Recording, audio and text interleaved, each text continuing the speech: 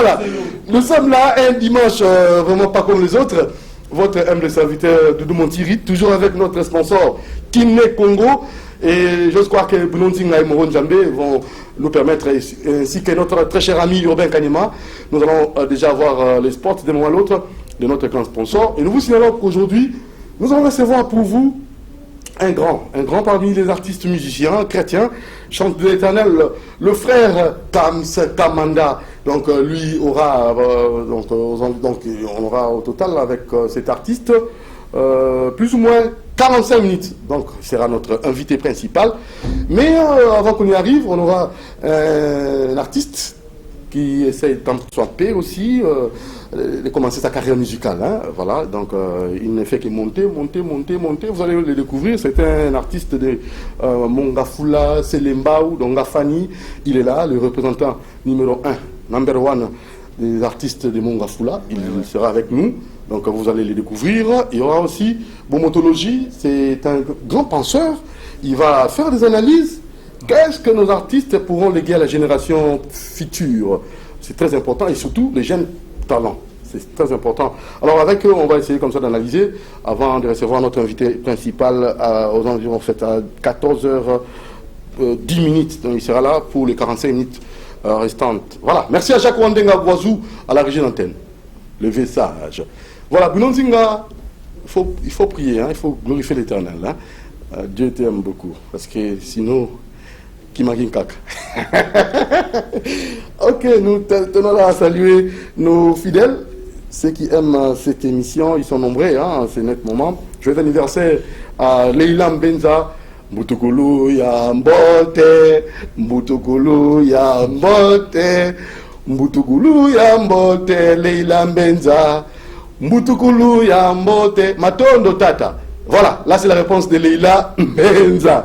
Voilà, c'est pour le plaisir de cette grande dame. Voilà, elle est de l'IEC. Hein. Sa maman aussi l'aime beaucoup, hein, Natacha Mbenza. Et bien de bonnes choses aussi à Stéphie, Fredo, Prince Monti qui tenait à vous souhaiter joyeux anniversaire. Leila Mbenza, Steve Ngodili et Rodrigue Assongo. Steve Ngodili et Rodrigue Assongo. Nous tenons à vous saluer aussi. Voilà. Notre sponsor, Moron Djambé, donc visibilité à sponsorer les camions sur Talarak. Donc, Kiné Congo. Et c'est une bataille sur Obana Ndeko. Parce que la maladie AVC. Parce qu'il faut recenser Bango. Donc, recensement obligatoire.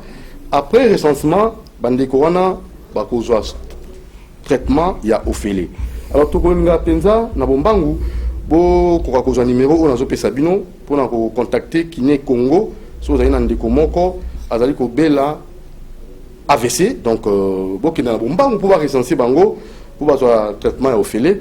Ils ont Bongo 084 33 32 130. 084 33 32 130. Kiné Congo, adresse dans les entrée 6, donc on a un stade de martyr, ok, wana, nande konayo azobé la maladie AVC, Kiné na Bomba, on peut avoir traitement au filet. Est-ce que nous avons un sport? Tu vois, un sport, il y a Kiné Congo, puis nous disons. Moron Djambé, Touzango avec les temps.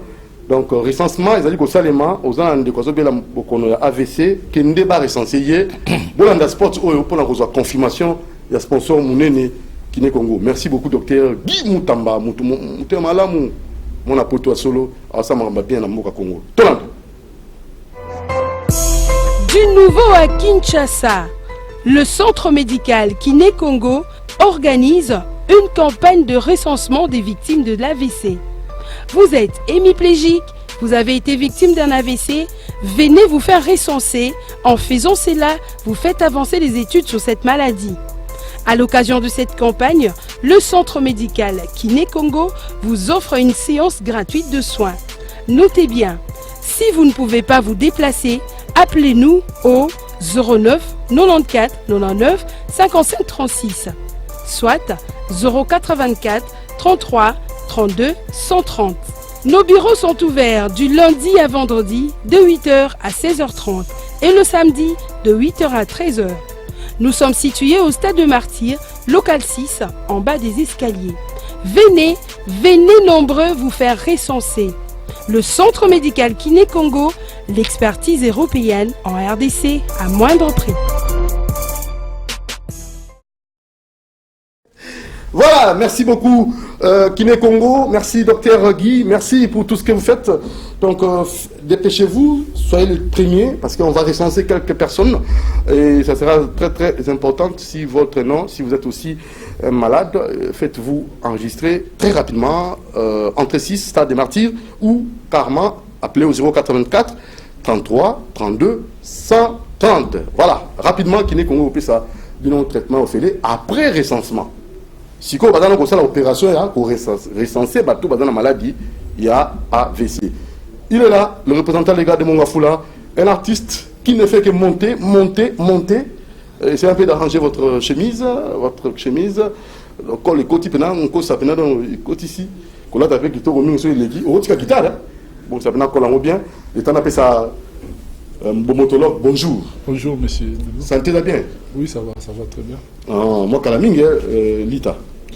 Oui, toi qui moi, tu reculais moi mouquet pour répondre un peu à ma émission, je crois. Cette fois-ci, c'est bon. Cette fois-ci, c'est bon. Donc, moi, je pense que les lots tournent 50 000 euros. Alors, ni leki, artiste, on a vu sur la génération Ekoya. Sur le dans Otali composition, la bango, na misala bazosala, yoza moko, un grand penseur. Ni le rôle de musicien, ils ont en tant que penseur, un grand penseur, l'État, béni. Nous sommes là, dès que nous sommes pas limités, comme nous on peut vivre. Oui, en fait, Bomotologie, tout le représenté Bomotologie, ils ont d'abord pensée sociale congolaise. On a pensé, Mikolo Ekoya, et on a vraiment vacances pour changer l'homme congolais. Il y a un autre qui a abordé l'état de musique. En fait, la musique adoucit la société, mais apparemment notre musique n'adoucit pas. C'est comme si elle est en train de favoriser l'antivaleur. Et on trouve vraiment l'automiraco, corriger dans le domaine. Voilà. Dans la bomotologie, il y a ce qu'on appelle la bomotologie normative, où étali moto, comment changer que bon la moto. En dehors de la bomotologie, bon la moto, tout ça peut la bomotologie appliquée. Parmi les domaines tout ça, il y a la musique. Musique, il faut la thématique, il y a mal il faut changer la population. Mais la musique, il y a la dérive en fait. Au moins, il y a une sanité, comment dire la musique. Or, dans la biso, il faut retenir la sanité, plus tard, il y a des conséquences néfastes quand tu vis à la jeune. Il y a un qui a tiré, comment dirais-je, un sonnet d'alarme, il y a un musicien à biso. Tant que tu as tenu compte de la population. C'est vrai, que n'importe quoi, oui, c'est vrai. Mais est-ce que moi, dans le monde de ceux qui ont la santé, l'État est en charge? Mais est-ce que moi, la Congolaise, une fille congolaise de 14 ans, 15 ans, tant que ma sexualité, à partir de la musique que vous favorisez, en fait, Moutou évolue, mais c'est Doudou, Moutou évolue, à partir il y a 0-12 ans, et puis 14 ans, on a moins liberté, on a ça choix naïe. À partir de 14 ans, on a la réflexion, on a maturation, on a maturation, on a apprendre caca. Et dans la période où on a la musique, on chéri balo, la sala, tout ça là. Et les bébés, ça nous tourne plus dans la sexualité. Autant que la sexualité, la conséquence est énorme. Il y a une option il est temps vraiment tout la mission va arrêter, qu'on dépraver un peu la mère. La mère, c'est la sexualité. C'est vrai. À un moment donné, qui se de la sexualité, c'est un parents. Non, ils ont la sens. Il faut apprendre aux gens de parler de la sexualité, mais en termes, il y a un endroit précis. Ce n'est pas dans la télévision, chaîne, au moins la radio, la musique, ils ont la télévision. Dans le un ministère de chéri Balolanga, chéri Salabo, ainsi de suite. Est-ce que on n'a pas expérimenté, autant on a expérimenté, tout ça, un pays, tout ça, l'économie, ça, on a 6 mois, allez, moi, on a vers la sexualité, conséquence, à cause de la maladie, à cause de la zémie, et tout ça, la société jeunesse, ils ont vraiment, comment dirais-je, la perdition, mais c'est Doudou. Il y a un bon motoriste, tout ça, on a dit, là-bas, musicien, il faut voir la thématique pour aider et élever la société. Tout ça va arrêter les belles. Tout ça comprendre la Mindele. Et puis en plus, encore Mindele, ça modèle la bisoté. Parce qu'eux-mêmes, ça va être difficile. Pour la société à Mindele, dans la matière, il y a un couple. Est-ce que ça va modèle? Je ne pense pas. Dans le domaine, il y a un terme, il y a famille. Toute l'équipe, on va imiter la bisoté. Bisoté, on va valeur, la bisoté, on va les verbes. Ça, c'est une aberration. On a dit, bomotologie, ils allaient penser social, eux, pour changer Congolais. Ceux qui, le gouvernement a chance, parce que n'a qui président Félix Koloba, il faut changer l'homme. Il n'y a pas un projet meilleur que la bomotologie. Si réellement vous voulez changer l'homme congolais, on a une étude approfondie sur l'homme. Pour aider l'État Abisso, pour ramener la bomotologie appliquée. C'est-à-dire, il y a un domaine, non, sur la vie, il y a un tiki. Pour faire sa solution, pour orienter vers les bons sens. Parce que la bomotologie, il y a le bon sens humanisme. C'est-à-dire, pour orienter vers les bons sens. Et miner, pour imiter Bisso. Il y a aussi un médecin, va un peu, revoir un peu la thématique. Et comment est-ce que, quand sponsor, quoi appuyer, qu'on sponsoriser, l'artiste, on va y avoir une insanité. Personnellement, King Kester, est à l'Ilaka, dans le plateau, Doudou, il n'a jamais appuyer Bissot. Pour toi, on va bien. On va bien, maté, on va appuyer. On a évité. Que pensez-vous? Bon, je pense que les politiques à l'État, il faut définir, il faut orienter vers le bon sens. Parce qu'une société qui s'est développée, ce qui va dans la macantia, or, musique Nabiso, on aime ma population vers l'excellence, on rejoindre qui est dans la bassesse, on peut aussi préciser, hein, pas tous les artistes musiciens. Oui. Certains musiciens. On va tout généraliser. Ils en ont moins, hein. Non, en tout cas, il faut faire attention. De manière générale, la musique aujourd'hui, c'est le sexe, il faut être sexy pour impressionner Batou. Donc 90%, on ne même pas comme la monde mobile, parce que l'année va mindele. Or, on ne pouvait pas suivre les blancs. On pouvait, par contre, ramener les blancs vers nous. Papa, maintenant, il va faire la musique. Mais ça a quitté que mais ça va succès, on m'a dit, nous, Rochero. À ça, je suis bien à Rochero, le modèle comme modèle Afrique, Jeff Kali Jeff. C'est un modèle de la musique congolaise, mais personne ne va savoir comment c'est. C'est pas bêtise. Pas de conflit de génération. Non, en tout cas, je veux dire, c'est une erreur. Au moins, nous, on ne pensera jamais libre. Dans la bomotologie, on dit l'homme ne pense jamais libre. L'homme, à la conséquence, il y a ma cambo à âge en France, ma côté ça qui, n'a encore refléter. Au moins, nous sommes victimes. Tout ça va victime. Il y a un seul qui est tout pensé, non. Il faut qu'on ait un sexe, il faut qu'on ait un minigip, tout ça pour la succès. Or, c'est faux. Tout ça, non, plus exemple. Bella. Aux autres, quand même, thématique, pour la musique, dans la musique, on doit définir comme art de combinaison de manière agréable. Donc, soit on combine de manière agréable, c'est une promotion, on sent le succès. Ça n'a rien à voir avec le succès qui peut rater. Et puis, notre musique a une maladie. C'est-à-dire, on fait vraiment un ministre de la Culture et Art pour te expliquer le problème de la musique congolaise. Tout ça, la meilleure musique du monde. Moi, je l'ai dit quand j'étais trop jeune. D'abord, il y a une bite, tout ça. Donc, ils ont le meilleur but au monde. C'est-à-dire, ils ont lié à l'âme et à Moutou. Il faut tout ça pour la preuve. Nigeria, il va commencer la butte, pourquoi pas nous? Parce que l'intelligence, c'est ça. Na Congo, Moutou, ça prêtre. Moi, la musique, Moutou, ça prêtre. N'a pas danger. Conséquence, c'est ça, Nini. Tout ça, c'est le remonte de perdre première position. Les autres, les Nigériens, là, parce qu'ils ont créé une industrie musicale pour organiser la musique. D'abord, le lieu gagner un million de musique. Mais il faut que il faut que c'est un tolo et pas Moutou son auto. Non.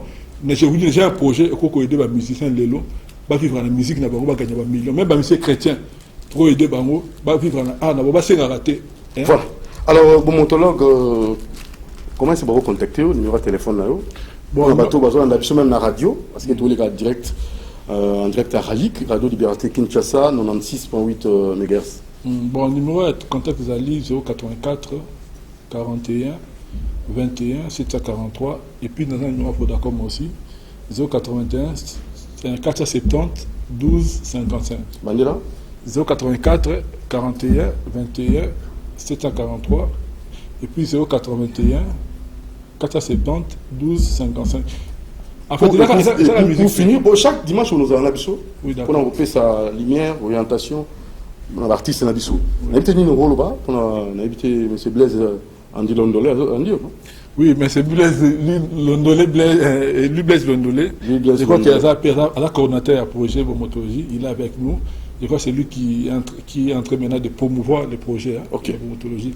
Donc, en tout cas, il faut aider les musiciens à Bissau. Tout ça, éclairer beaucoup camions sur la bouquille. Parce que tout ça, les pays à musique, Bissau. Tout il faut qu'il y ait la musique, c'est nous les donc, capitale de la musique. Oui, hein? La musique africaine. Oui. Pluriculturalité mondiale. Voilà.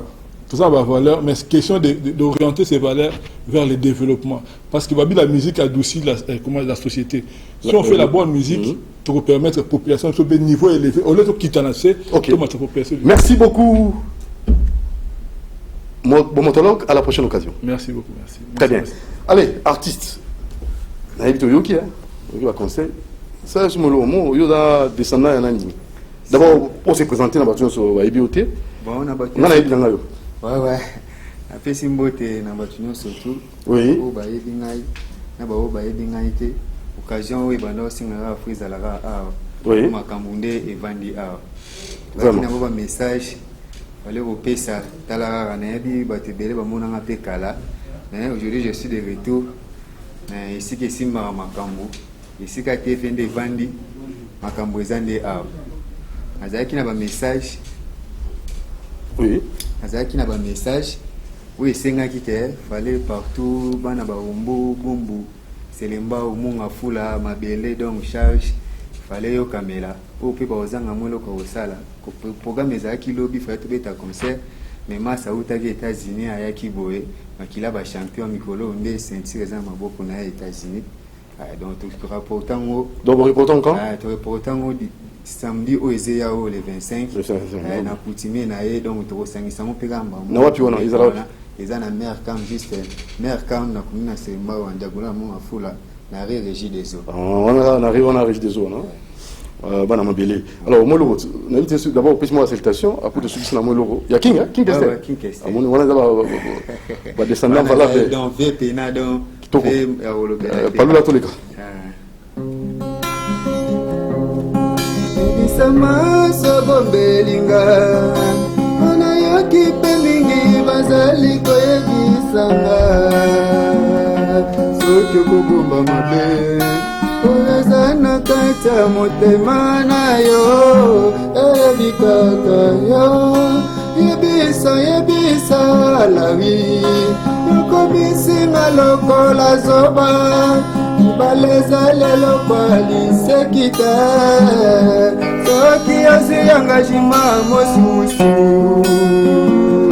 anatika nanga pobo mogo moto basombaka te naye kotika mokili sebwe pelikame kouta yebana te ayebeli yo nzembo oyo lawi ezali peli te ya ndenge osalingo kosala mpe basusu eza motindo na yo Aïde Sumbu.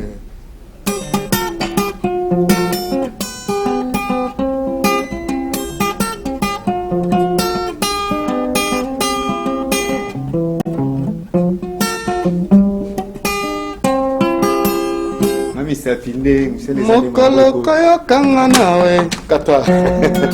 Oh monsieur Andou Lemon.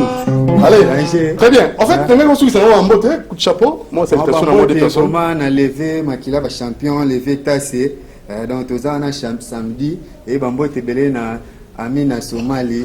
Moi c'est kilo donc mon afula c'est les mbao ezande na maboko. Bon la tirage c'est na point na Francine. Chez Francine. Chez Francine bambo te belé na Zoya en tout cas, je crois toi enregistré ba. Alors numéro de téléphone pour Kabona. Suivi sur mon numéro de téléphone 082 21 71 488 donc on a na batunion surtout ba benga Marco sorti pe kalaté pe za single pe to za déjà deux chants déjà prêt bientôt là déjà je crois que aux alas il y a déjà déjà. Merci beaucoup. Très prochainement. Merci. Allez, on va recevoir, s'il vous plaît, tellement. Voilà, les gars. C'est bien. Ça, ce sont les alliés du direct. Allez, couple pastoral, bonjour. Bonjour, Doudou Motiré. Sentez-la bien? Sentez bien, par la grâce de Dieu, ça va, par la grâce de Dieu. Alors, très rapidement, le lobo ce message, il y a mon couple, il y a papa et maman, vous allez maman, t'as un lit sur moi, t'as là. Regarde, c'est nous. Merci, Doudou Motiré, lieutenant du titre. Merci pour notre temps pour ce biseau. C'était 1 heure avec Jésus.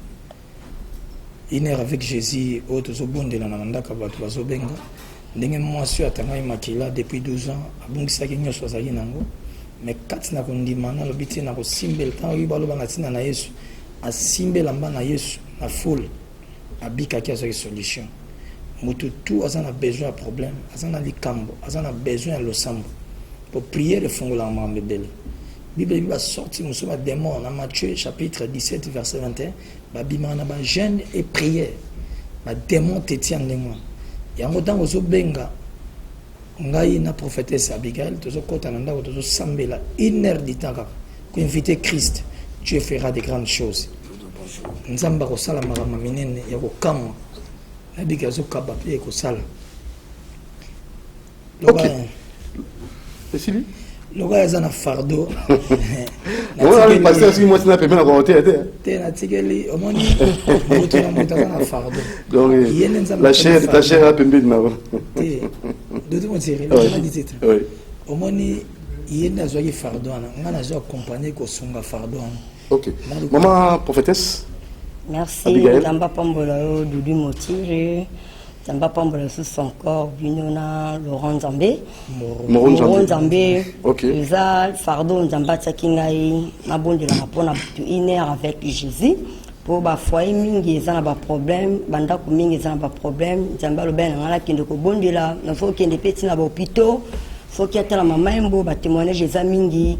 Nazo saba prier la banda kwa batu bon ils ont un problème ils ont kotungisa yo ubengi ngai na koya pona kupona na numéro ni moi prophétesse numéro nanga eza 090 66 111 28 090 66 111 28 liwa les numéro nanga personnel soko bengi oyamba ngai moko na koya tina ndaku condition ezati alors bandira ce numéro 090 66 111 28 très bien condition ezate nazoko ya bible zo baketo zaki on fili pito kabango on fili condition ezate so za na problème benganga na ruya no sa ba prière na banda ko batato za na commune ubenga na kuya oui papa maman prophétesse pona osukisa nayo pona osukisa na pesi mboti na mama na ngai Antombombo na pesi mboti na Fode Drame Nzambe ya pambola pasteur Nondombi papa Pito Sabe Nzamba pambola Love Demol Pina Ryan Samantha na pesi mboti na famille Demol Mobimba Nzamba pambola encore mobile nga machor ankolo machor ankolo si ba pambola ba maman prophétesse ya osukisa l'éternel du titre Nzambe azolokum benga ya to sala prière na ndako inerka ya pamba Nzamba pambola l'éternel du titre Nzamba pambola ya pambola Moro Nzambe papa Jacques amen Bruno Nzinga amen Nzamba pambola Fode Amis awuti musika Bruno Nzinga Ser Mado Amba Nzamba pambola limité apambolo Ser Mado Amba mama na Roda Nzamba pambola su Panther pe na mama Jackie Mbili Nzamba pambola évangéliste Christ Putu Nzamba pambola pasteur Emmanuel Nzamba pambola kuna mama Pamela Nzamba pambola Gédéon Nzamba pambola apôtre Michel Bolongo pe pambola Michel Marcela na Rose okay. Nzamba pambola bino Nzamba pambola CCTV télévision monene Nzamba pambola producteur Jones production que Dieu te bénisse. Merci. Je vous le respecte. Merci beaucoup, couple pastoral. À la prochaine occasion. Merci. Très bien. Producteur, bonjour. Bonjour, excellent présentateur. Quelle nouvelle? Bien habillé, toujours en veste. Oui, ça c'est une coutume. Je vous remercie beaucoup. Vous aussi bien habillé. Merci beaucoup. Hier, nous étions pour la première fois à Kisessou pour organiser une grande soirée culturelle pour la paix. Je remercie le bourgmestre de Kisessou d'avoir respecté la culture de l'invitation et tous les services qui ont eu les invitations. Kisessou a été honoré hier. J'ai décoré les promoteurs des écoles privées et agréées, quelques écoles qui sont sur Matete, qui ont la culture du civil fiscal, les frais dits à l'État congolais. Parce qu'un pays un pays qui veut, qui est un pays qui doit aller dans un cadre de développement, il faut que les peuples payent les taxes de l'État. J'estime que, à la longue, les peuples comprendront que ces pays, il faut payer les redevances, il faut payer les impôts, il faut payer les taxes, pour que le gouvernement soit bien construit. Et à contrepartie, le gouvernement congolais, les rôles de donner des subventions, des crédits aux entités ou des personnes qui paient les taxes de l'État et construire les pays.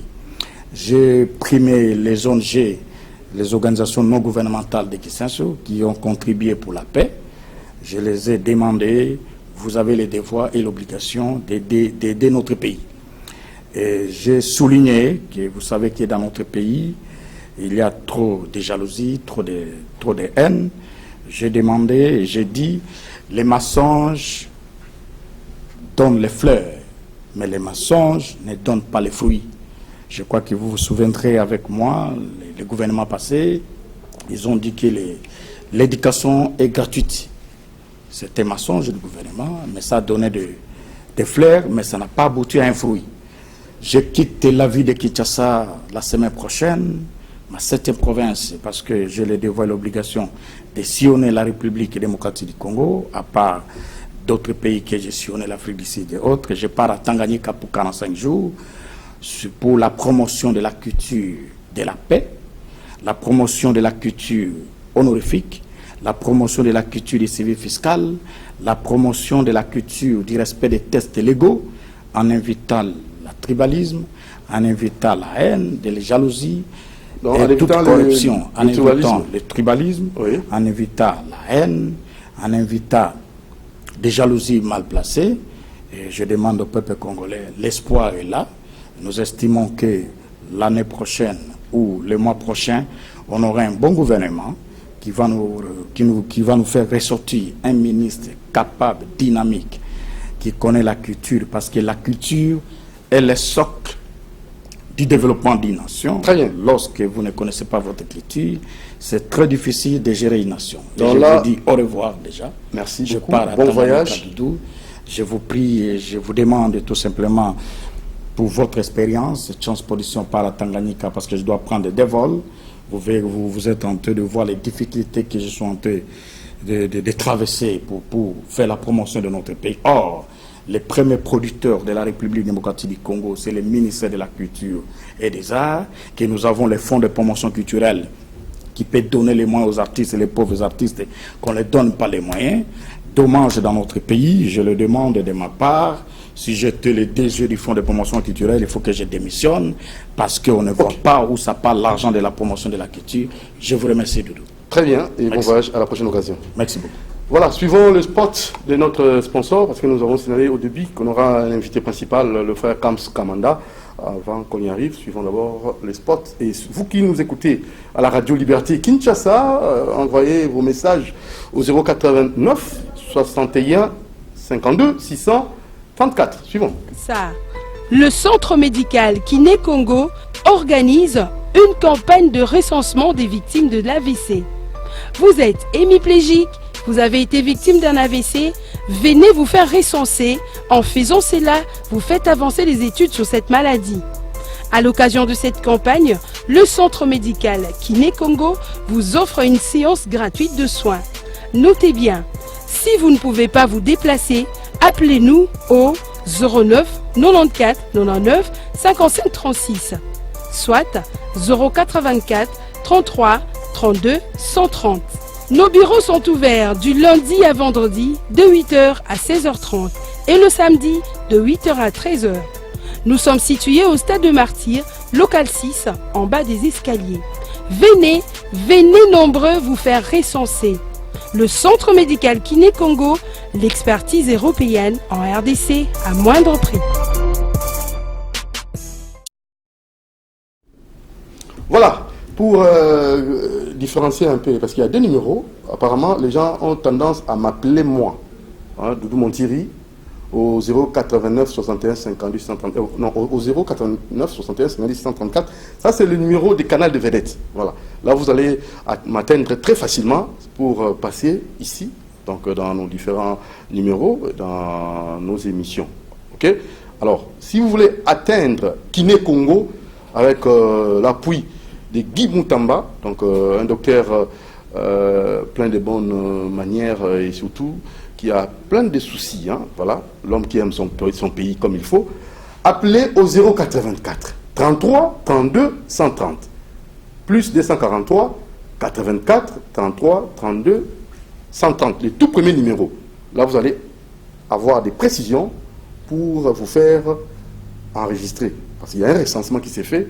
Hâtez-vous, si vous avez un cas, quelqu'un qui souffre, moi, si Coco, tonani azobela AVC benga mbangu ba recenser ba côté na liste ba to ba obela pour après recensement ba autant ndeni ba pesa un traitement à la longue. Alors, pour notre invité principal, suivons d'abord les clips et vous allez découvrir le frère Kams en action.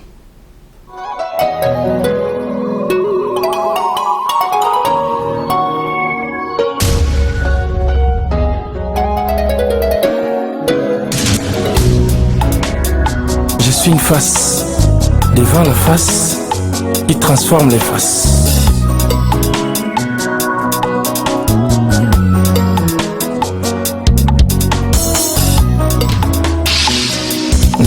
Matina na sandela kanzambuyo. La persévérance silisi mokonzi lolendo. Akiti na se akata likambo ya baye bazanga basundi. Ekomi tango na moto koyeba komi bonzana yo. Pozongi sesengo na mitema uyezokai. Mitema ezokakala. Pozongi sesengo na mitema uyezokai. Ezoluka lisumbi. Oyo kende tina. Yoka tina mama na likambo yango nde tina ngai nasalela kanzambo yo koyoki nde tina yoka tina mama na likambo yango nde tina ngai nasalela kanzambo yo yoka nde tina ngai nasalela salela nzambe nzambe salela ngai nasalela kanzambo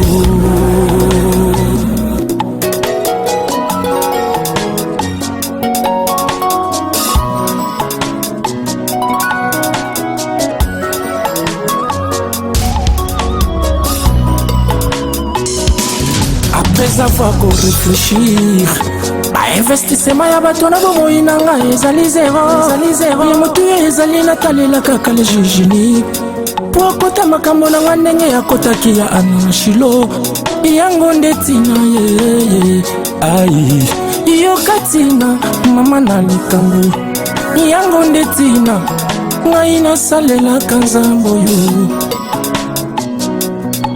oyoki nde tina ye yoka tina mama na likambo yango nde tina ngai nasalelaka nzambo yo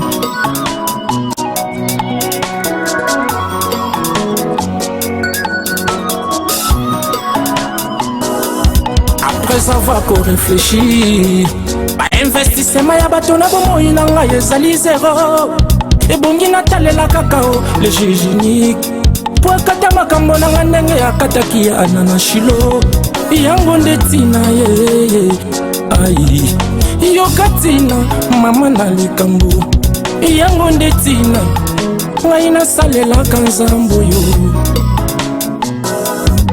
oyoki nde tina ye yoka tina mama na likambo yango nde tina ngai nasalelaka nzambo yo yoka yango nde tina ngai nasalelaka nzambe yango nde tina ngai nasalelaka nzambe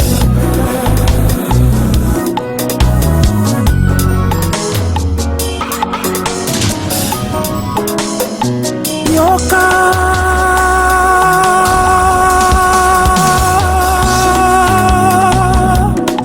oyoki nde tina nzambe nanga yo oyoki nde tina ngo nzambe nanga yeso yoyo ngai nayembelaka nzambo yo mikolo nyonso yoyo ngai nakumisaka nkolo na ngai mikolo nyonso yoyo abundelaka ngai bitumba ya butu na moi yeso yoyo yoka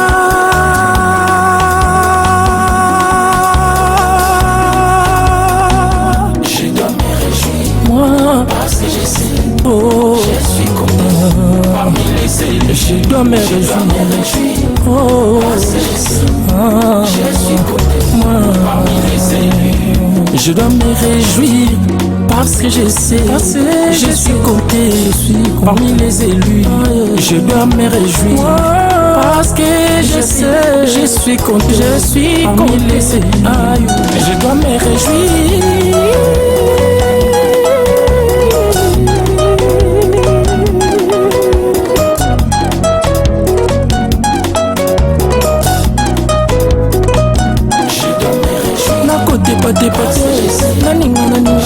Nkolo mofuti malamu ata mokili ebundisi nkolo azali. Voilà, le fait comme c'est là.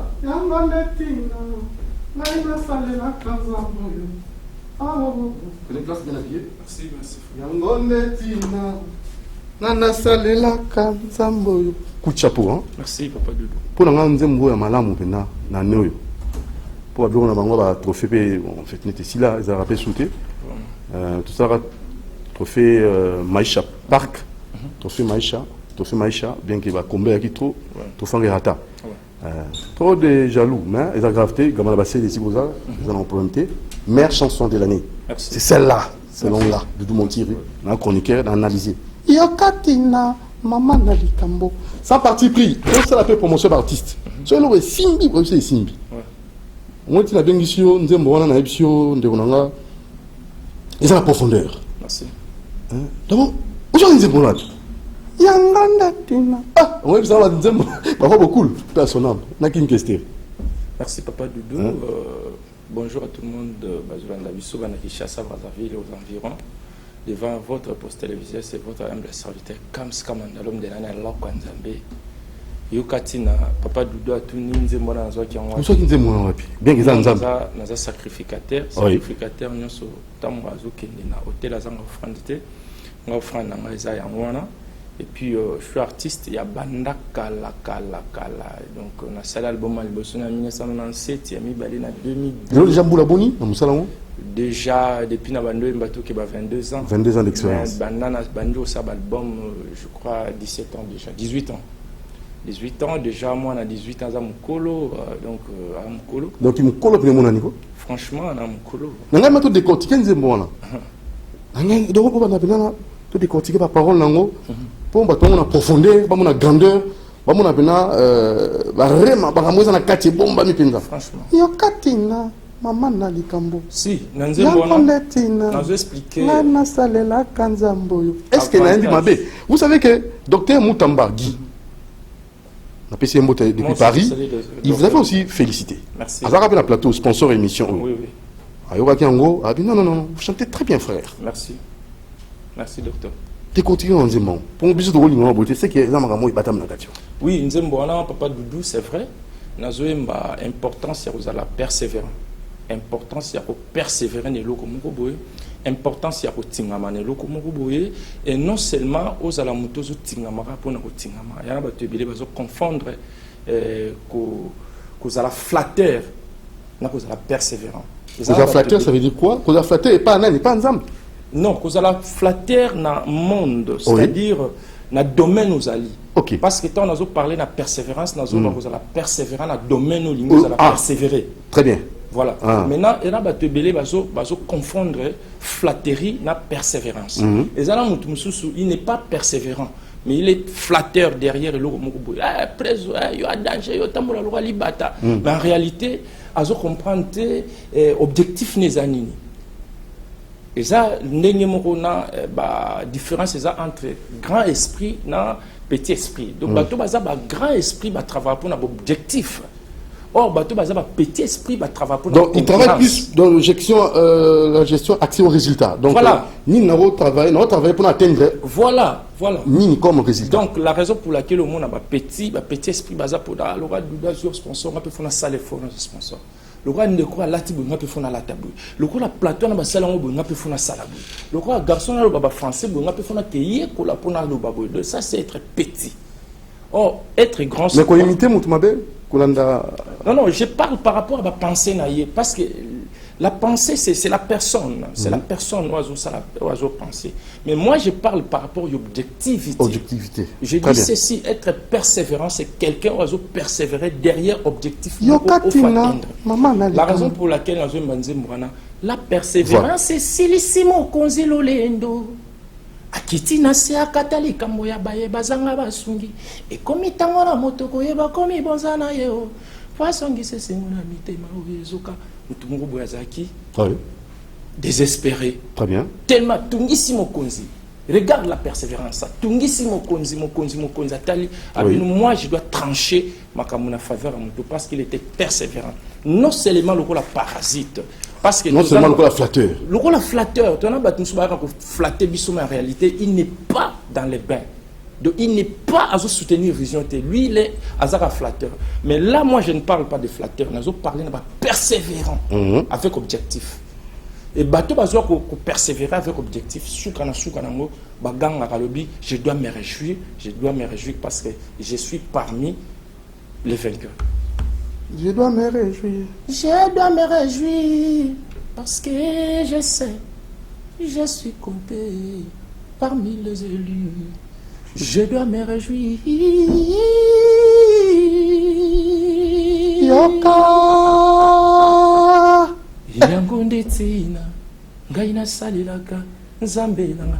c'est-à-dire quoi, papa Doudou? En fait, j'ai vu les filles, 3 filles. Ce sont tes enfants. Mes enfants. Ah, enfants félicitations, hein? Un homme marié qui craint l'éternel, qui sert Dieu aussi. C'est mes enfants biologiques. C'est le plus important. Vous faites un kiss, vous parlez à la tête, vous savez capable de parler, vous parlez à la tête, on s'en parle, on le papa, j'ai coquille, bala. Tous les gars. On y va? Oui, je disais ceci. Maintenant, on a l'icambo persévérance. Ils ont un domaine. Maintenant, on a dans Zoloba. Nazoembatina na salela kanzambo yo. La persévérance, c'est silissimo konzilo lendo. Akiti na se akatali kambo ya baye bazanga basungi. Et comme itango na motoko yo bakomi bozana yo. Poisongi se sengo na mitema oyenunai. Mitema izo kakala. Yango ndetina. Ngaira salela kanzambo yo. Kabat. Yoka. Oui, les jours où tout ça la course na moi nga Prince Montiri. Bébé hein? Oui, Prince Montiri. Nazo apprendre nzembo na. Na kinap na yoka. Na katate. Yoka. Oyo kindetina. Nzambe nanga yeso yo. Obi moi na moi na pas que kala bébé. En fait, na ba bon muki. Na mbuko Congo RDC. Mité me nunata. Mité me zokata. Siko obi tina. Yo fait la ranzambe. Est-ce que mité me nuna pas ko croire na yo? Oui, moi je crois que na makambo ya mai, na courant, na misala, ba paiement, ba arrivé, les salaires, na makambo d'érosion, ndako ngedinga, na makambo ba utu ilange koka, po ba pe mama muke kala mingi te ndako ko na kati ya ravin. Ndeko Doudou komela ki se belé za ko si sa maladie te. Ko pesa toli e belé za ko mema batu na ko ndima mambolo bati. Mais moi je crois que nous doit croire non seulement na yemoko, pe na o ya chaye place azali, pe na o azo sali la bato ndenge na bakenda musika. Ba to tika ko croire pour na biloko ele kaka. Périssable. Oui, pour na biloko ele kaka. Moi je crois que ba un paiement et salaire ba ko lia nyonso wana eza biloko ele kaka. Mais soki besoin na biso eza ko croire na muto yo apesa bato makasi. Donc on fêtait déjà nos jutes so bando fêter. Non, je dis pas ça. Bon, maintenant on va faire comment? Il faut qu'on se réjouisse. Nazo pesa exemple moko. Oui. Toza a na plateau batumsu bakoya a mso abi na na besoin nazo micro moko. Mso habité nga nazo micro te. Mso abi na besoin nazo deux micros. Mso habité nga na besoin deux micros te. Na besoin muto asala ka micro. OK.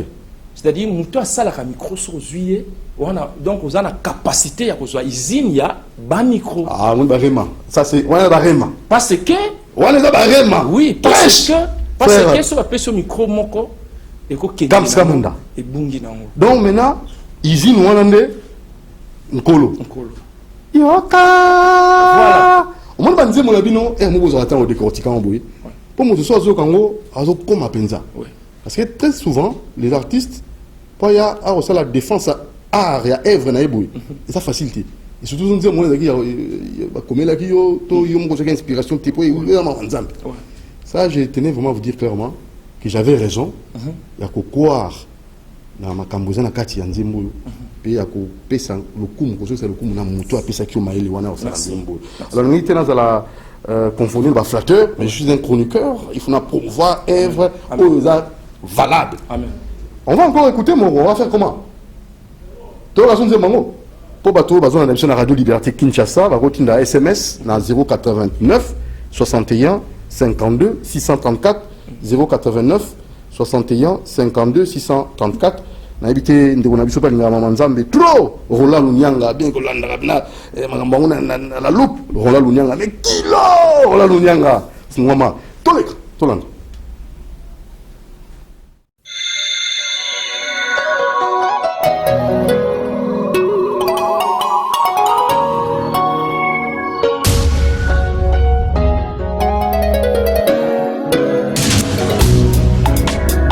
Je suis une face devant la face qui transforme les faces.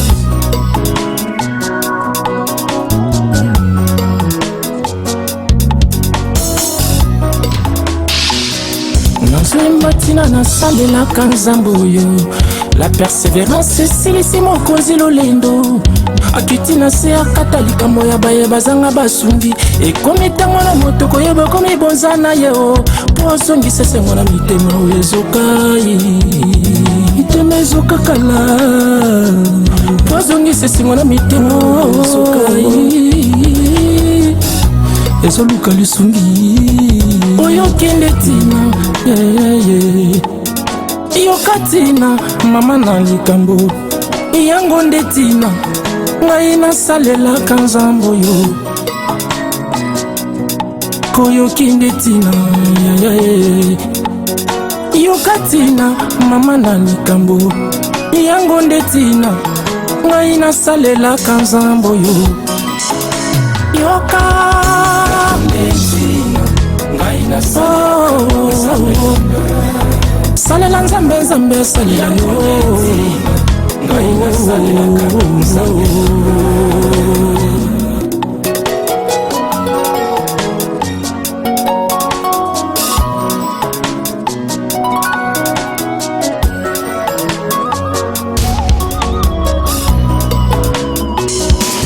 Après avoir réfléchir investissement ya bato na bomoi na ngai ezali zero ya motu ezali natalela kaka le jijini po akota makambo na nga ndenge akotaki ya ana na shilo yango nde tina ye ai yoka tina mama na likambo yango nde tina ngai nasalelaka nzambo oyo oyoki nde tina yoka tina mama na likambo yango nde tina ngai nasalelaka nzambo oyo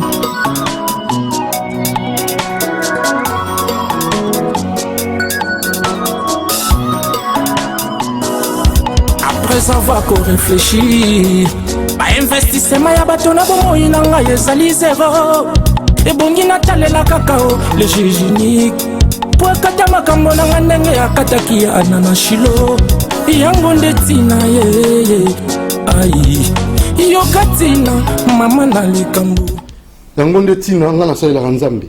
Je suis une face devant la face qui transforme la face. Après avoir réfléchi ba investissement ya bato na bomoi na nga ezali zero natelaka juge unique pour maluango makasi je suis une face devant la face qui transforme la face. Face en gros. Bon, préciser ce que l'on aime pour merci papa réfléchir ma place non. Je suis une face moi Carlos Kamanda yo Doudou Montiri devant une face qui est l'Éternel qui transforme les faces. Donc l'Éternel qui transforme les faces que nous sommes. Donc pour oser la transformer l'Éternel, tu dois être devant cette face-là qui est l'Éternel, qui transforme les faces. Mais il ne faut pas oser la raka une face devant une face seulement là. Tu dois être une face et que tu es une face préparée pour oser devant une face où ils ont déjà préparé pour nous transformer. C'est Ézéchiel qui dit qu'il a vu 4 animaux et bah animaux wana nyonso wana bazalaki na face, bazalaki na 4 faces, bazalaki na face ya mutu, bazalaki na face à lion, bazalaki na face ya aigle, donc toutes les 4 faces là, c'est l'Éternel lui-même, le Dieu des armées. La raison pour laquelle Tobi, moi Kams Kamanda, je suis une face devant cette face là qui est l'Éternel, qui nous transforme. Le lenge moko na ke musika na lobi ezalaka lokola mo mesano mwana mwasi oto libota moko babalaki kokende na silo kosambela kokutana na nzambe kulukelonga nzambe. Voilà, là je parle de Anne. Oui. Mais qu'est-ce qui s'est passé mukolo wana na vie à Anne akenda qui tellement qu'elle a pleuré devant ces dieux là, elle a pleuré, et l'homme de Dieu a ébissé Nzambe ayanoli le sambo na yo, et elle a conçu. Donc moi je crois que Anne Mkolona kendaki lokola mo mesanoté lokola ya ba mission chaque fois ici na ye mission na ke mission lokola pe ndeko moko akoma lettre moko 8 minutes pour changer ma vie. Qu'est-ce qui s'est passé? Ndengo invité nga na émission na yo avant émission ici là, le bien frère vient parler quelque chose et je suis passé et j'ai parlé ce que batuba loba na noté. Obe batuba loba mais na loba on lolenge mususu. Il y a eu un baron, une émission en deux zappé, directement à tomber la chaîne. Et à Yoka Makambo est transformé en vie. Et à Benga, l'homme de Dieu là, que je suis, pour me dire, mon frère, écoute, j'ai beaucoup d'argent, mais c'est que on a Yoki na Yoka, j'ai investi dans le ministère. Et moi, donc les frères là, a écrit 8 minutes pour changer sa vie. Donc, frère Wana, pourquoi vie na y a qui peut changer dans 8 minutes? Parce qu'il a parlé où il y a l'obati na vie na y. Et tout pousse na musika koloba. Je crois là j'ai répondu na koloba une face devant, la face qui transforme les faces. Mais après avoir réfléchir, bah investissement à bateau na bomoinanga ezali zéro. Alors bateau batela ra bateau. Na vandi na Laurent Lunyang, atela Laurent Lunyang. Boti ngana mela na mbongo na ngana zela bateau poto batinda mbongo na kemiki. Tamakam. Donc ben investissement ya bateau na vie no eza zéro. Aussi longtemps que na kino sala eloko ta to kemiki lo sala rien. Ok, bemba to c'est la bata poto batinda mbongo. O c'est la bata poto yo na kishasa nkolo mokote bata poto ba ozato c'est la bata kishasa batinda mbongo. Do yo za no c'est la rabato. O c'est investissement batu na ba vie na. Et puis il y a beaucoup de gens qui disent ah le gola ngana longo émission ne kwei. Mais tu dois savoir qu'investissement na weza zéro. Le gola ngana longo émission ne kwei. Le gola ngana bimaka soute ndako boko liaka soute. Ba ko bimisa bino na ndako qui t'a dit ça? Or les juges nik na katili kamute. Il y a les juges qui sont katili kamba mutu et ça réussite totale. Il y a on zolo ba tolongo la babilo ko na ba vie na biso. Ba tumsu ba kanza on dirait soki ngana ate makambo ne simbate. Non, tu n'es pas les juges uniques. Il y a on bengi batu yande ngwana ba investissement na bango na ba vie ya batu ezali kaka zéro. Ozaka na sponsor pété. Donc vous allez atilelo. Pardon? Sponsor azaka raté. Mais non, biso to na mutu apé ça ba sponsor. Non, tu peux ce exemple ah non? Biso tu as besoin de un sponsor, tu as besoin de un sponsor. Donc, tu as un Nzambe ou un fungola ramité, mais tu as un sponsor. On a les sponsor comment? Dans le monde entier, dans le Boukou Rao, dans l'Europe, Amérique, partout, dans la province. Oui. N'a pas de numéro. Parce que tu as 8 minutes pour changer. Pour changer ma vie. Personne n'a numéro pour peut-être au Simbama. Il y a des barons, il y a des barons, effectivement. Ils ne savent quoi faire. Vous avez contact. Merci. Pour eux, lobby peut grossir les milliards. Merci. Roland Nunyanga, son numéro. Merci. Baye Bazana Kishasa, so nous contacter de Kams Kamanda, au Azali Bosona Vino, dans 089 77 194 79 na Bandeli. 089 77 194 79 au Benanga Rapuna Marambo Yamusala. Donc 089 77 194 79. Baye Bazali Banda, Barobeta 00243 plus 243 89 77 194 79. So Bengi, aux Akamska Mandalom de Nane Lok et Anzambe. Ça c'est très bien. Alors comme nous évoluons, votre programme, Banzemba Yitoro c'est Zobeta concert, on a évité. Oui, nous on s'est produit à tout moment. D'ailleurs, Mikoleleki, c'était les 12. Tout ça, la production, moi, Makasi, Naba, Nekono, Sotozaï, Naba, Tchambu. Tu peux si merci na Mangalou, Product, parce que Yende Mutu, na Makasi, na Yenda, Nekona Biso, ya Martina, Basungai, Kebana, ya Tchambu, Bazala, na concert ya monene ndenge wana oyo tobengaki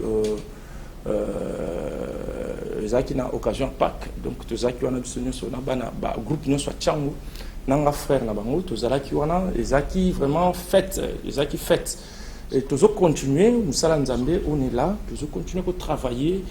Je salue Mangalou, na équipe de Mobimba, parce qu'à tout moment, Bazo, Tchabso Maboko, vraiment, Tikete Nzambe, Akena Bango, Moussika et Bissope Tozali, toujours continuer parce qu'il y a tellement gusto, toujours continuer kaka, Yukatina, Nazane Lokwa Nzambe, Banzemo, Talandego Komisinga, Banzemo, tellement belé, Balobelanga, namatembela pamba na komi santé mituna kala bien Rachel Banzembo. Alors on a invité tout le sponsor makanisi ya Roland Lunyanga et surtout naba initiative ya docteur Guy Moutamba au ako sala recensement bato na AVC on a invité uzana docteur Guy Moutamba on a plateau avant qu'il ne Paris. Si vous avez une idée à recenser sur ça recensement de l'AVC et par après comment ça la étude la maladie on a fait que ça la traitement pour traiter comment est-ce que vous avez trouvé ça un Congolais qui aime son pays motema ya Yesu musuli alingalia place moko sepeli alia place mona bazanga batakosunga bango donc c'est ça que na utako yemba awa c'est pas facile mutu oyo azui mayele na ye pour pesa moya ofele obinga na triphasé sans perte d'énergie suis de lista ndolo pour na zo diplôme na défendre et biso toza bato toza chance ba coacher biso na professeur ordinaire unique watikala na Congo les professeurs bandeke la Kazadi. OK donc je suis muto ba coachanga na ye c'est pas facile utangi ba étude na yo et puis zuika mbala mo mayele na yo pesi yango bato ya ofele moi je crois que coup de chapeau au docteur Nzamba Pambola yo biso tout les kawana check up donc il faut pas checker biso quoi c'est important ouais il faut checker hein non check up est important mo biso to na loba tout moment to tambola to zana ba AV OK to zana ba AV to tambola na AV tu ko mela ko tambola ka ibaki moi AV ça ils la raci moi 7 ans problème donc à tout moment faut moi ba check up et ça va important ba check up penza tout le monde avion pourquoi check up pour un avion je ne sais pas toujours souhaité mais c'est important pour surtout les artistes on travaille trop to bossara moi trop mon attend se peut bosser bon coller à ma longueur zate OK meli moi nini moi likaya moi moi taille pour nous aussi c'est taille la raison pour laquelle l'artiste peut faut encourager on baba là parce qu'après l'exercice on a faut maman lamba moi bien pour et permettre que aux à la peine en autres colons non il faut pas te comparer il faut te kabola ka molimo na mosuni donc molimo ezana biloko na ngonzo to pe ezana biloko no bala mkoni comprendre non en fait to tindi bango baba la siko te mais soki ko la pese makoki à Bali. Très bien suivant parce que c'est ça l'adresse hein une adresse très précise hein, pour votre traitement et surtout allez-y pour vous faire enregistré. Très rapidement, Guinée Congo, sponsor officiel du canal de Vedette. Moro, suivons ça, Nzambe. Suivez ça, très chers utilisateurs. Nouveau à Kinshasa, le centre médical Guinée Congo organise une campagne de recensement des victimes de l'AVC. Vous êtes hémiplégique, vous avez été victime d'un AVC, venez vous faire recenser. En faisant cela, vous faites avancer les études sur cette maladie. À l'occasion de cette campagne, le centre médical Guinée Congo vous offre une séance gratuite de soins. Notez bien, si vous ne pouvez pas vous déplacer, appelez-nous au 09 94 99 55 36, soit 084 33 32 130. Nos bureaux sont ouverts du lundi à vendredi de 8h à 16h30 et le samedi de 8h à 13h. Nous sommes situés au stade de Martyr, local 6, en bas des escaliers. Venez nombreux vous faire recenser. Le centre médical Guinée Congo, l'expertise européenne en RDC à moindre prix.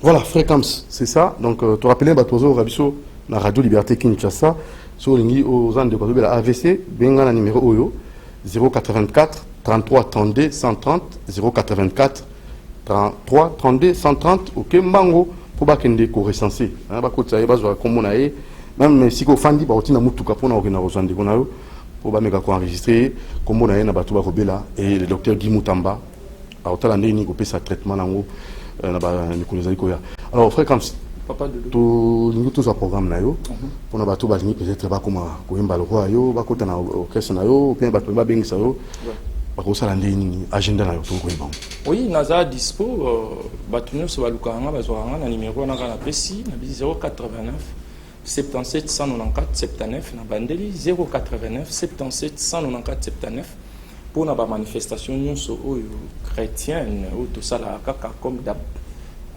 côté ya bana nzambe na nzela nzembo ba croisade ba dei ba tout tous alara toujours ndenge ba contacta biso ba binde bazwa biso facilement ba bi ndenge se produisera facilement sans problème. Moi, je crois que en cas de besoin, vous hésitez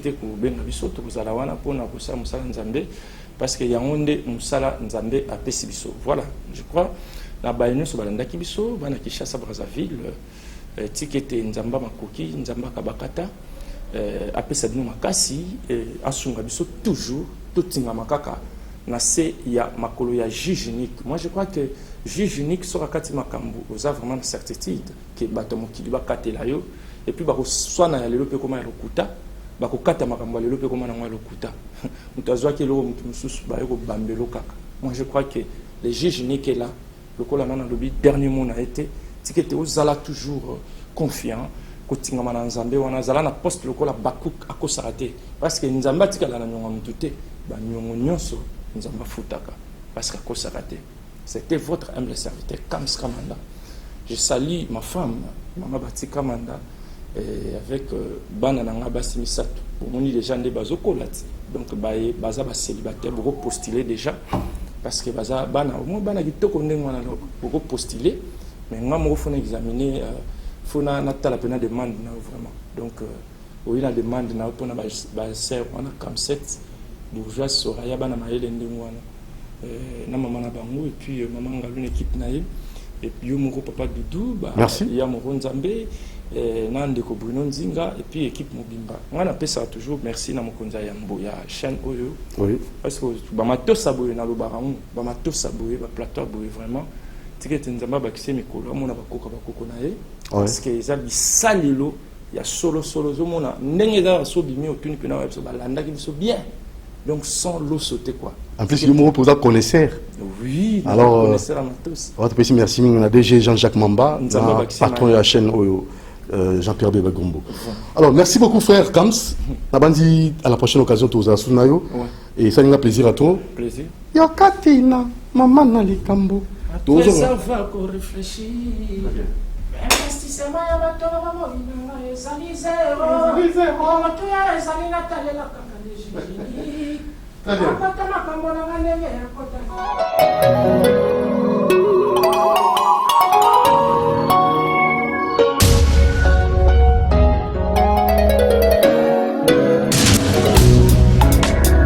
Je suis une face devant la face qui transforme les faces.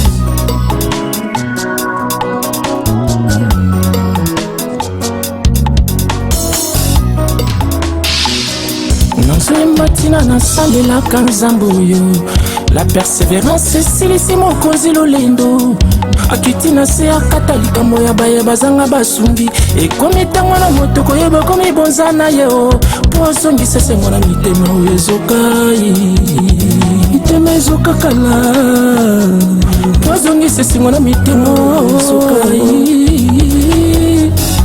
ezoluka lisungi oyokende tina yokatina mama na likambo yango nde tina ngai nasalelaka nzambo yo koyoki nde tina yokatina mama na likambo yango nde tina ngai nasalelaka nzambo yo yoka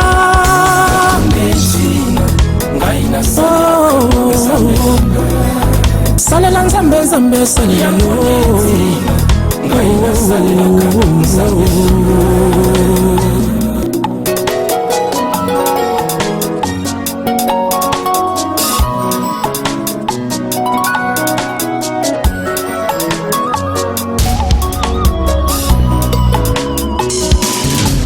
avoir réfléchir, investissement ya bato na bomoi na ngai ezali zero ya motu ezali natalela kaka le jijini po akota makambo na nga ndenge akotaki ya ana shilo yango nde tina ye ai yoka tina mama na likambo yango nde tina ngai nasalelaka nzambo yo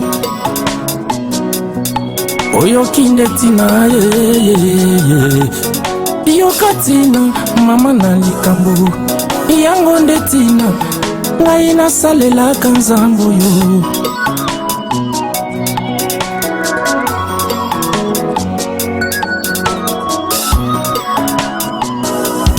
après avoir réfléchi investissement ya bato na bomoi na ngai ezali zero ebongi natalela kaka o le jijinique po akata makambo na nga ndenge akataki ya ana na shilo yango nde tina ye ai yoka tina mama na likambo yango nde tina ngai nasalelaka nzambo yo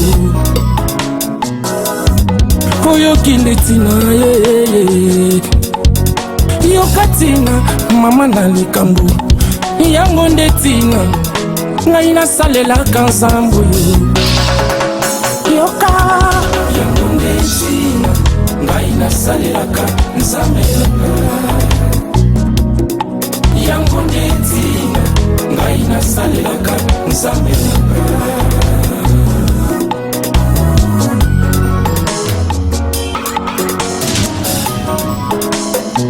yoka